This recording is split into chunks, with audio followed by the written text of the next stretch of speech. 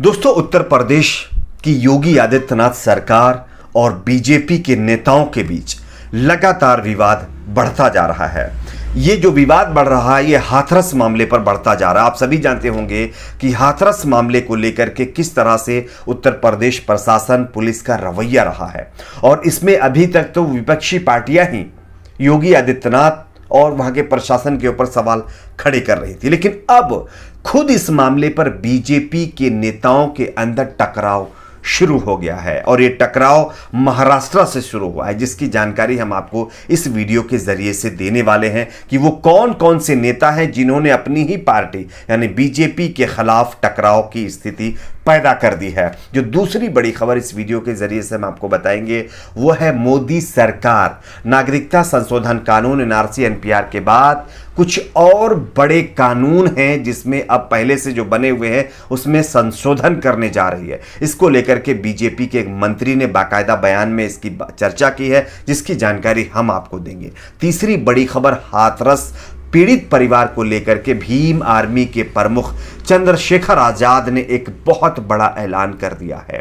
तो तीन बड़ी खबरें आपके सामने रखेंगे एक एक करके, लेकिन उससे पहले एक छोटी सी रिक्वेस्ट है। अगर आपको भी लगता है कि हाथरस की पीड़िता को न्याय मिलना चाहिए, अगर आपकी भी ऐसी मांग है तो वीडियो को लाइक करें, चैनल को सब्सक्राइब जरूर कर लीजिए। सबसे पहले बात करते हैं बीजेपी के अंदर टकराव की। शनिवार को हाथरस जाते हुए उत्तर प्रदेश पुलिस की प्रियंका गांधी के साथ कथित बदसलूकी को लेकर के महाराष्ट्र भाजपा के अंदर टकराव पैदा हुआ है। पहले तो मैं आपको यह बता देता हूं जो ये विवाद शुरू हुआ है इसका मुख्य कारण क्या है। एक तस्वीर मैं आपको दिखा रहा हूं, इस तस्वीर को आप जरा गौर से देखिए। यह तस्वीर किसी और की नहीं है, प्रियंका गांधी वाड्रा की है, जो कि उत्तर प्रदेश कांग्रेस पार्टी की महासचिव हैं और कांग्रेस पार्टी की दिग्गज नेता है, राहुल गांधी की बहन भी है। आप सभी जानते हैं इतने बड़े नेताओं के साथ जब इस तरह की बदसलूकी होती है तो छोटे नेताओं का आखिर क्या होगा। आप इस तस्वीर को गौर से देखिए। इस तस्वीर में आप देख पाएंगे कि एक पुलिस वाला है, कोई जेंट्स नहीं है, लेडीज नहीं है, जेंट्स पुलिस वाला है, और प्रियंका गांधी वाड्रा को किस तरह से उनके कपड़े पकड़कर खींच रहा है।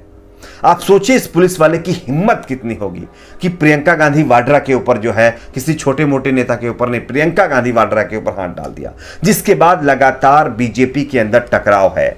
जानकारी मिल रही है कि महाराष्ट्र भाजपा की नेता चित्रा वाघ ने इस पर नाराजगी जाहिर की है। महाराष्ट्र बीजेपी की उपाध्यक्ष हैं ये चित्रा वाघ ने कहा है कि आखिर एक पुलिसकर्मी की हिम्मत कैसे हुई कि वो इस तरह से किसी महिला के कपड़ों के ऊपर हाथ लगाए और उसके कपड़े खींचे। उन्होंने उत्तर प्रदेश के मुख्यमंत्री योगी आदित्यनाथ और सीनियर पुलिस अफसरों से मांग की है कि पुलिसकर्मी के खिलाफ सख्त से सख्त कार्रवाई होनी चाहिए।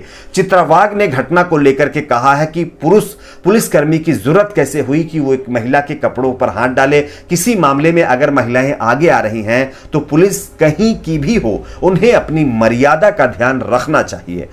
भारतीय संस्कृति में विश्वास रखने वाले मुख्यमंत्री योगी आदित्यनाथ और यूपी डीजीपी को ऐसे पुलिस वालों पर सख्त कार्रवाई करनी चाहिए। चित्रा ने कहा कि यह किसी पार्टी का मामला नहीं है बल्कि महिला सम्मान का मामला है।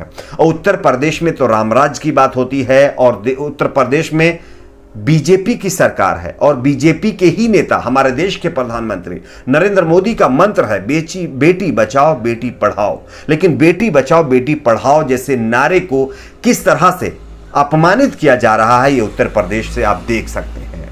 तो इसी मामले पर महाराष्ट्र बीजेपी के अंदर टकराव है। खुद जो महाराष्ट्र बीजेपी की उपाध्यक्ष है उन्होंने योगी आदित्यनाथ के ऊपर सवाल खड़े कर दिए हैं, जिसको लेकर के अब बीजेपी के अंदर हड़कंप समझ गया है। बात कर लेते हैं दूसरी बड़ी खबर की। इसके बारे में आपकी क्या राय है नीचे कमेंट बॉक्स में जरूर बताइए।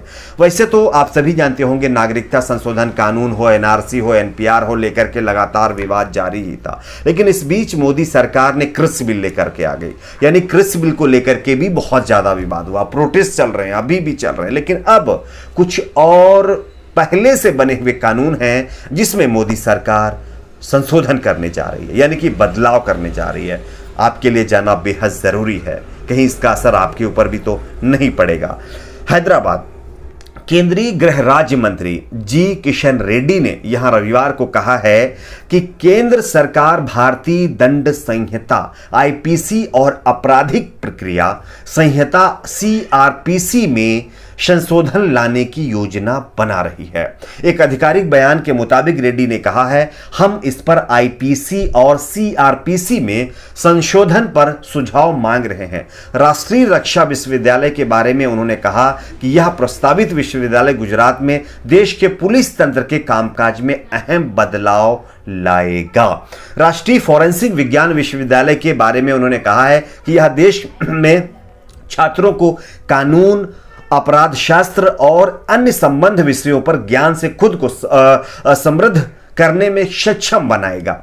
तो कहीं ना कहीं ये सीआरपीसी और आईपीसी की जो धाराएं हैं, जो पहले से कानून बना हुआ है, इस पर अब मोदी सरकार चेंजेस करने जा रही है।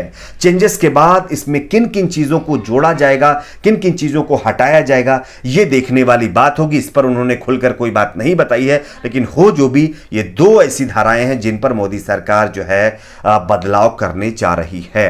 आपकी इस पर क्या राय है, नीचे कमेंट बॉक्स में जरूर बताइए। बात कर लेते हैं तीसरी बड़ी खबर की। तीसरी बड़ी खबर है हाथरस पीड़िता को लेकर के चंद्रशेखर आजाद, जो कि भीम आर्मी के चीफ है, उनकी तरफ से एक बहुत बड़ा ऐलान कर दिया गया है। हाथरस मामले पर पूरी तरह से सियासी, आप सभी जानते होंगे, ये मामला सियासी रंग ले चुका है। उत्तर प्रदेश के हाथरस जिले के बिलगुड़ी गांव पहुंचे भीम आर्मी के प्रमुख चंद्रशेखर आजाद ने रविवार को पीड़ित परिवार से मुलाकात की। भीम आर्मी के मुखिया चंद्रशेखर आजाद ने सरकार से पीड़ित परिवार को वायु श्रेणी की सुरक्षा देने की मांग की है। उन्होंने कहा है कि यह परिवार यहां सुरक्षित नहीं है, मैं इन्हें अपने साथ घर ले जाऊंगा। पीड़ित परिवार को अपने घर पर रखने के लिए सोमवार को भीम आर्मी के मुखिया कोर्ट का रुख कर सकते हैं, जिसको लेकर परिवार के लोगों की जानकारी जुटाई जा रही है। अभी तक की जानकारी के अनुसार पीड़ित परिवार के सभी सदस्यों को अपने साथ रखने की कोर्ट से में अपील करेंगे। तो कहीं ना कहीं यह बहुत बड़ी खबर है।